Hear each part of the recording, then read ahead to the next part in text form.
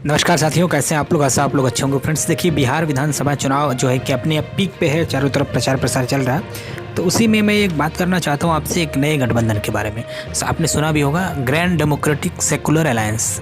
ये अलायंस जो बनाया है वो उपेंद्र कुशवाहा के नेतृत्व में बना है। उसमें बहुजन समाज पार्टी, असदुद्दीन ओवैसी की पार्टी AIMIM, ओम प्रकाश राजभर जो उत्तर प्रदेश के पूर्व मंत्री रह चुके हैं उनकी पार्टी, सुहेल देव भारतीय समाज पार्टी और देवेंद्र यादव की पार्टी, साथ ही साथ संजय सिंह चौहान की पार्टी इसमें शामिल है। यानी 4-5 पार्टियों का ये बड़ा जो है कि अलायंस बना है, जो अब ज़मीन पर धीरे धीरे जो है कि मुकाबले में दिखाई देने लगा है।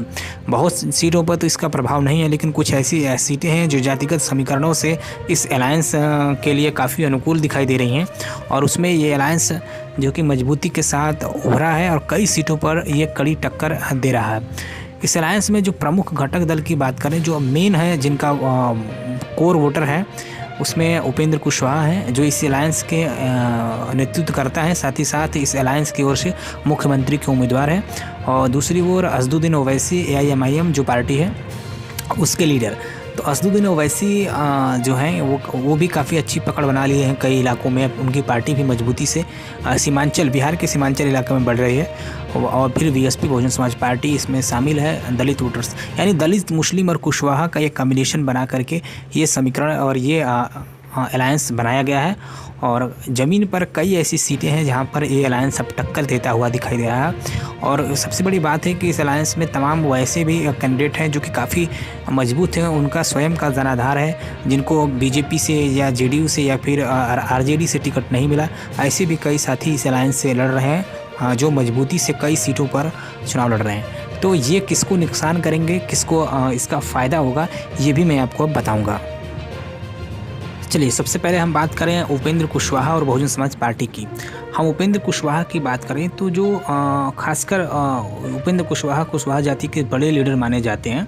तो ये जो नुकसान करेंगे वो सबसे ज़्यादा BJP और JDU का ही करेंगे, क्योंकि जो कुशवाहा वोटर है, अमूमन माना जाता है कि बिहार के अंदर ये नेचुरल वोटर जो है कि JDU का यानी नीतीश कुमार के साथ रहता है, लवकुश समीकरण के आधार पर, और कुछ BJP के साथ भी।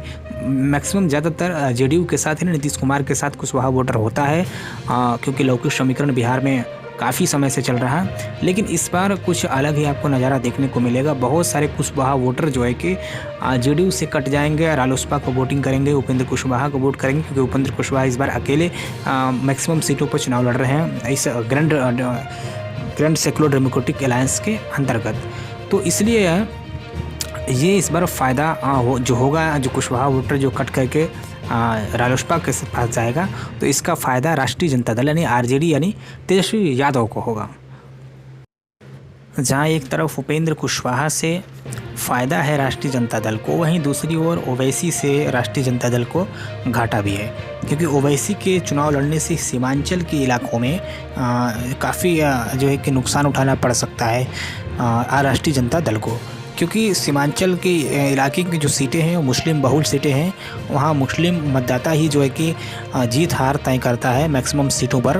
तो ऐसी स्थिति में ओवैसी जितना वोट जो है कि लेकर अपने खाते में आएंगे, उतना ज़्यादा जो कि नुकसान राष्ट्रीय जनता दल को होगा। तो कुल मिलाकर मैं ये कह सकता हूँ, इस अलायंस से RJD को घाटा भी है और RJD को फ़ायदा भी है। दोनों तरीके का यहाँ पे समीकरण निकलकर सामने आ रहा है। वही बात BJP और NDA गठबंधन के भी साथ है, उसको भी इस अलायंस से कहीं कहीं फ़ायदा है तो कहीं कहीं घाटा है। तो कुल मिलाकर ये अलायंस क्या गुल खिलाता है, ये आने वाले समय में पता चलेगा।